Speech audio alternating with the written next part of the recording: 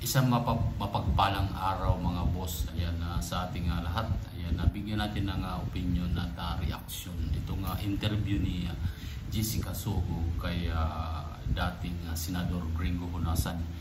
Ayan mga boss, pero bagong lahat mga boss, ayan, please paki-like, share at subscribe na rin sa ating munting channel mga boss. At lalong-lalo na sa mga trolls dyan, anak ng kagang naman mga trolls, ayan, paki-subscribe naman sa ating channel. Ayan, maraming salamat. At bago natin bigyan ng reaction at opinion na itong mapapanood nating video na kumakalat sa social media, ayan, panoorin muna natin at bigyan natin ng reaction at opinion. Sir, sa part po sila nakalagay, General Browner withdraw support from the government. Ang perception is itong mga retired generals and colonels na ito are allied with the Dutertes. So apparently they want to withdraw support, Browner to withdraw support from the Marcos administration so that they can support Sara, Sara Duterte. Ano masasabi? Ang pagkukulang talaga sa gobyerno, laging masyadong matakaw sa pera yung mga hinalal at inappoint na public officials. Infrastructure, bakit? Bakit? Substandard nga po. Pinayagan kasi natin, nung nag-upgrade yung China, sa atin dinamp yung mga mahihinang bakal nila. Yun ang ginamit natin sa tulay. How did you keep yourself free from perception po ng corruption during your time? Hindi naman ako pura. Wala naman akong ninakaw. Hindi mag-lifestyle check kayo. Ano kotse ko? Anong relos ko? Minsan kasi ako lang ang isa sa ilang lolo na pwedeng mag-give me puro. May mga reporter talaga na yan po, war wound. Sabi ko nga, eto, walang anesthesia ito nung pinutol. Sir, anong may sasagot nyo naman dun sa mga magsasabi? Yan naman si Gringo, magaling lang magsalita, pero ilang beses niyan sinubukang patumbahin ang gobyerno ng Pilipinas. At least tumayo ako. Kayo. I'm sure sabihin nila, si Gringo dada ng dada. Pero siya rin ang dahilan kung bakit na-setback ang Pilipinas after EDSA. Kasi sa dami ng mga panggugulo na ginawa niya. Hindi, firing squad niyo ako. Kaya nasabi niya dating Senador Gringo Honasan, firing squad daw siya.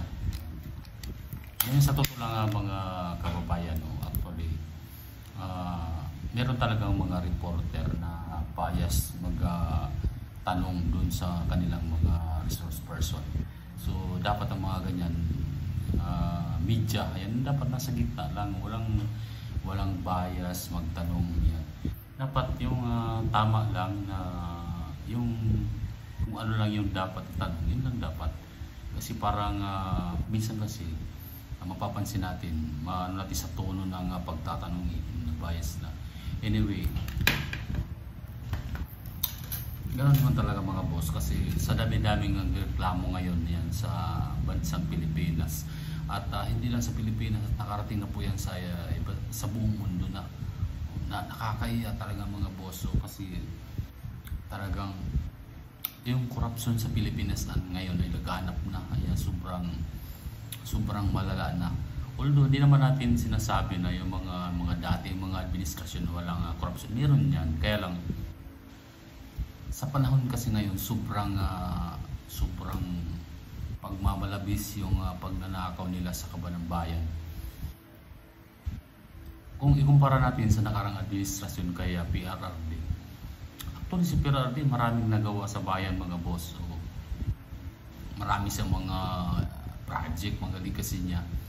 Kaya kung natuloy-tuloy lang yung pamumuno ni PRRD, siguro ang Pilipinas ay malayo na ngayon. Kita mo mga boss, naiiwan na tayo ng mga karatig bansa natin dahil sa sobrang lala ng korupsyon. Hindi na po papasok yung mga investor dito. So, ito yung nakakatakot lang mga boss, kasi para sa ating mga ordinaryong mamamayan talagang apektado na tayo dito dahil siyempre tataas yung mga bilihin. Tapos yung mga sweldo ng mga tao hindi naman tumataas. So talagang nakakadismaya mo dahil sila nagpakasasa sa pagnanakaw sa kaban ng bayan. At siyempre pagka ninakaw yung kaban ng bayan, apektado tayo doon kasi walang mga projects, walang mga projects na pwedeng pakinabangan ng sambayan ng Pilipino. Yung kasi yung pinakamahirap din mga boss. Tapos walang investor na pumapasok. Pag walang investor na pumapasok dito, hindi madagdagan yung o hindi mababawasan yung mga unemployed dito sa Pilipinas. Kaya talagang nakakagalit ang mga kababayan. Kahit sino naman, marami nang naglabasan ngayon na talagang inundi na nila yung mga korupsyon sa gobyerno, yung mga korap na politiko. Tayo dapat magkaisa tayo mga boss. Huwag tayong tikong bibig na lang sa mga nakikita natin sa ating bansa. Kasi wala nang ibang yung mga politiko dyan, kapag nakapagnakaw na yan sila ng malaki, lalayas na yan sila dito sa Pilipinas. So ngayon, hindi mo yan makakasuhan dahil sa ibang bansa na. O yung iba, may mga bahay na dun. Tama naman yung sinasabi dati ni BP Sara na sila pagka nakakulimbat na ng malaking pera, wala na, lalayas na po yan. Kaya kawawa talaga yung yung mga kabataan na yung mga maliliit pa. Siyempre yung future ng Pilipinas ay nakasalalay din dyan mga boss. Siyempre kahit sabihin natin mag-graduate ka ng pag-aaral, kung wala namang mga opportunities pwede doon sa sa pinag-aralan mo, medyo mahirap din. Kaya ang nangyari, yung mga fresh graduate dito sa Pilipinas ng ibang bansa na lang kasi dahil doon mataas pa yung sweldo dyan, pati sa mga health, maraming mga benefits kumbaga.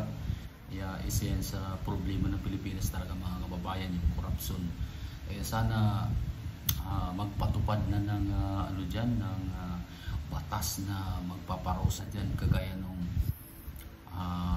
mga parusang kamatayan talaga mga boss. Kaya ang problema lang kasi dyan yung mga Commission on Human Rights o yung mga CPCP, yung mga ibang mga religious group umaharang dyan pagdating sa mga ganyan. Alam mo sa ibang bansa pa, kung mapapansin natin sa Saudi o sa mga Middle East, pinapatupad nila yung mga boss yung mga ganyang mga batas. Kaya talagang nalilimitahan yung corruption doon. Although hindi natin masasabing walang corruption, pero walang perfecto. Pero talagang kung ganitong kagaya sa nangyayari sa bansa natin ngayon, kung sa Saudi pa yan, wala na mga boss, mayroon na bang masampulan dyan? Alam mo, yan lang naman yung kailangan talaga siguro. Yun yung pinaka naisip ko, na magpasa ng batas na magpaparusa sa pagnanakaw sa gobyerno. Isa din yan talaga mga boss sa solusyon. Kasi tuloy ngayon, pag walang mga ganyan, wala, hindi yan papansinin mga boss. Kung tutuusin, napakaganda po nung panahon ni PRRD.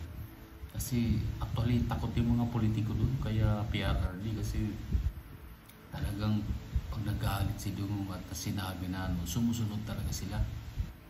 Sa ngayon, sa administrasyon ngayon, naku, naghanap yung katiwalian sa gobyerno. Kaya pati yung ekonomiya ng Pilipinas bagsak na dahil sa corruption mga boss. Kaya kung hindi tayo makikialam dyan, anong mangyayari? Anong mangyayari sa ating mga anak, sa mga future ng mga anak natin, di ba? Napakahirap mga boss. Kaya dapat makibaka tayo mga boss. Ayan, tungkol dun sa mga nangyayari sa ating gobyerno dito sa Pilipinas. Ayaw pa sa mga